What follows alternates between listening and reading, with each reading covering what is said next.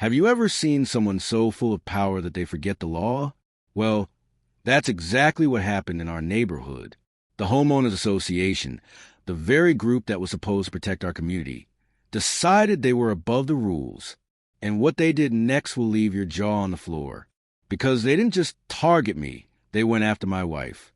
And here's the thing they didn't know. My wife isn't just anyone. She's a federal attorney. And the moment the HOA picked this fight, they had no idea what storm was about to hit them. It all started with something small. At least, it looked small at first. One morning, we received a letter from the HOA stuffed into our mailbox. The envelope was thick, official-looking, and stamped with big, bold letters. Notice of violation. Inside, the HOA accused us of breaking several community rules. The strange part? None of them made sense. They claimed our fence was 2 inches too high, that the flowers in our garden weren't community approved, and that we had parked in a spot that wasn't ours. The funny thing is, every single claim was false. Our fence had been measured. Our flowers were exactly what the rules allowed, and the parking spot? It was our driveway. At first, we laughed it off. They must have the wrong address, my wife said. But when the second letter arrived a week later, followed by the third, the laughter stopped. Each one was harsher than the last. The HOA began threatening fines, daily penalties, and eventually, something I had never seen before, they warned of legal consequences. Now, here's where things got serious. Most people, when faced with these kinds of threats, would panic. And that's exactly what the HOA wanted. They survive on intimidation, on scaring families into paying up. But what they didn't know was that my wife had spent her entire career dealing with people who bend and twist the law. She wasn't afraid of them, not one bit. Instead of panicking, she started documenting everything. Every letter, every notice, every threat. We kept it all in a neat little folder. She told me, "Don't throw away a single piece of paper. One day, these might be the very tools we use against them." At the time, I didn't fully understand. But looking back now, that folder was our shield. Things escalated one Saturday morning. We were drinking coffee on the porch when we noticed 2 HOA board members walking up the driveway. They didn't knock. They didn't ring the bell. They just walked straight onto our property, clipboards in hand, snapping photos like they were detectives. My wife stepped outside and said calmly, "Can I help you?" One of them, a tall man with dark sunglasses, smirked and said, "We're here to collect evidence of your violations. You're in serious trouble." That's when my wife's attorney's side kicked in. "Actually," she said, "you're trespassing on private property. Unless you have a warrant, you're required to leave immediately." They laughed, as if the law didn't apply to them. "We're the HOA. We make the rules here," the man sneered. Then, unbelievably, he added, "If you don't cooperate, we'll have you arrested." Arrested? For flowers. For offense. For parking in our own driveway. My wife's expression didn't change. She didn't raise her voice. She simply replied, "I am a federal attorney. You're threatening me with arrest without any legal grounds. Do you realize what you're saying?" That was the first time I saw fear flash across their faces. But instead of backing down, they doubled down. One of them muttered, "You'll regret messing with us." And then they stormed off, as if they had just delivered a final warning. The next week was pure chaos. More letters, more threats, and then something I never thought I'd see. Late one evening, while we were having dinner, there was a loud knock at the door. 3 uniformed security guards hired by the HOA stood outside. One of them held a clipboard and read aloud, "By order of the Homeowners Association, we are here to escort you off this property until the board resolves your violations." My jaw nearly hit the floor. Escort us? Off our own property? You can't be serious. But they were. They tried to act official, like they had the same power as police officers. My wife stepped forward, calm but firm, and said, "You have no legal authority to remove us. You are trespassing. If you do not leave this second, I will contact law enforcement. And trust me, they will not take kindly to fake arrests." The guards exchanged nervous glances. They weren't expecting resistance. Most families would have packed up and left out of fear. But not us, and definitely not her. After a long silence, they backed away.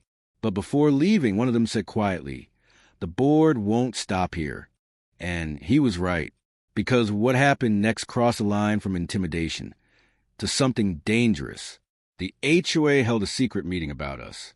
We only found out because a kind neighbor slipped us a note under our door. The note said, "They're planning to file charges against your wife. They think they can have her arrested." Let that sink in.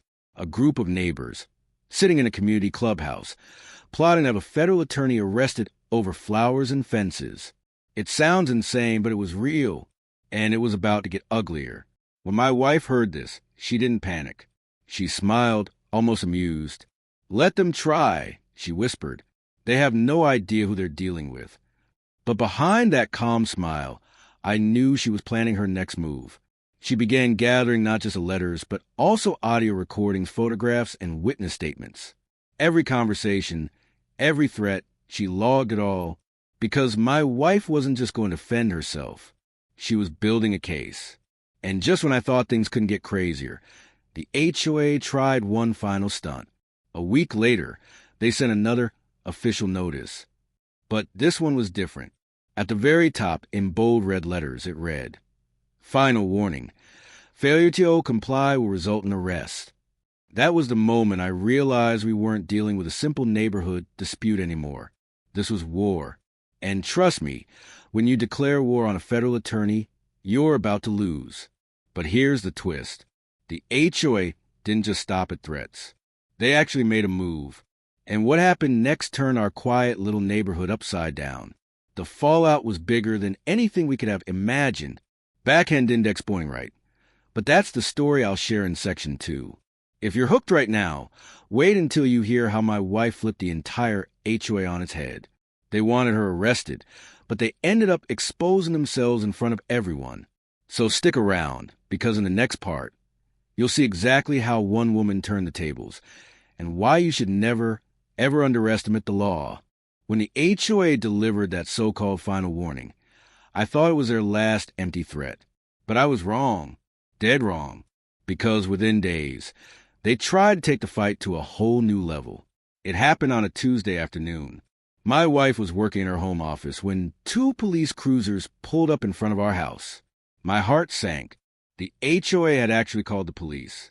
Officers stepped out, hands resting near their belts, and walked up our driveway like this was some kind of raid. "Are you Mrs. Name?" one of them asked. "Yes," my wife replied calmly. "We received a complaint from the Homeowners Association. They're accusing you of refusing to comply with neighborhood laws and obstructing HOA officials. They've asked us to remove you from the property." The words felt like a punch in the gut. Remove us? From our own home? But my wife didn't flinch. She reached into her folder, the same one where she kept every letter, every threat, every scrap of evidence, and handed the officers a thick stack of papers. "Gentlemen," she said in her firm, attorney voice, "this is the evidence of ongoing harassment by the HOA. Everything they told you is false. Not only are they lying, but they are abusing your time and resources by filing a baseless complaint. And just so you're aware, I am a federal attorney. If they continue down this path, the charges they will face will make these little violations look like child's play." The officers glanced at each other, then at the papers. You could see the shift in their faces. The confidence they walked in with slowly melted into embarrassment. They knew they had been played. "Ma'am," one of them finally said, "it seems we've been misled. We'll make a note of this in our report." And just like that, the officers left. No arrests, no removal, just silence. But that silence was dangerous, because now the HOA knew they had failed. And when people drunk on power fail, they don't stop, they escalate.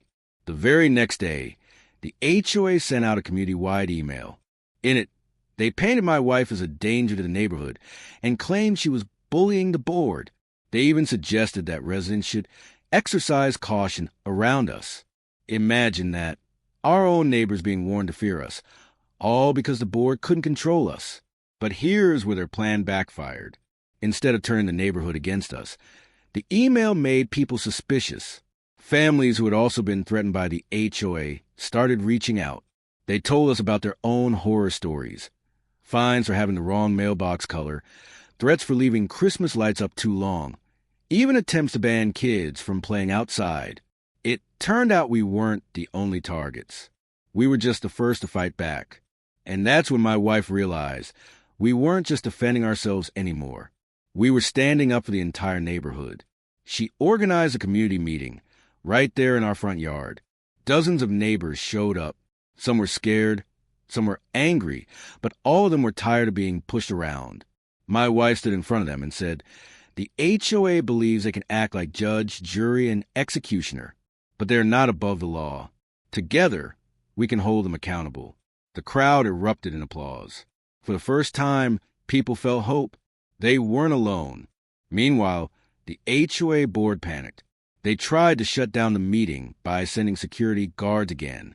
But this time, the guards were met not with silence, but with cameras. Dozens of neighbors pulled out their phones and recorded everything. The guards had no choice but to back away. The board's control was slipping through their fingers. And then came the breaking point. My wife filed a formal complaint with the state attorney general's office. She submitted all the letters, the false threats, the trespassing incidents, and the police report. Within weeks, investigators opened a case. Suddenly, the HOA board members who thought they were untouchable were being served with subpoenas. The news spread like wildfire. Local reporters started showing up. Headlines read, "HOA accused of harassing federal attorney," and "Neighborhood board under investigation for abuse of power." The very people who once strutted around with clipboards were now hiding in their homes, afraid to answer questions. And remember how they said they would have my wife arrested? Well, the tables had completely turned. The investigators discovered that the board had been misusing HOA funds, creating fake violations, and even forging signatures to push through rules. These weren't just petty mistakes.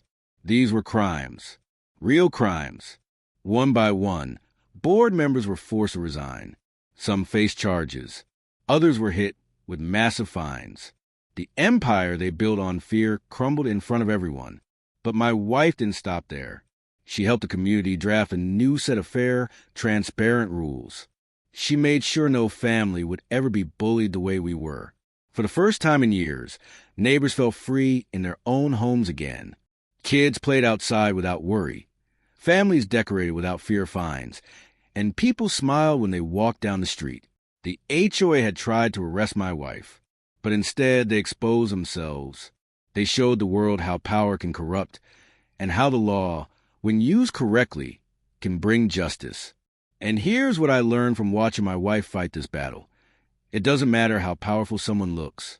If they're using fear and lies to control others, they will eventually collapse. Because truth always finds a way to win. So the next time someone tries to scare you, remember this story. Remember that even the biggest bully can fall when someone stands up with courage. And sometimes it only takes one person to inspire an entire community. The HOA wanted to silence my wife. Instead, she gave everyone a voice. Backhand index pointing right. And now, I want to ask you, if you were in our shoes, would you have fought back, or would you have given in to the threats? Drop your thoughts in the comments below.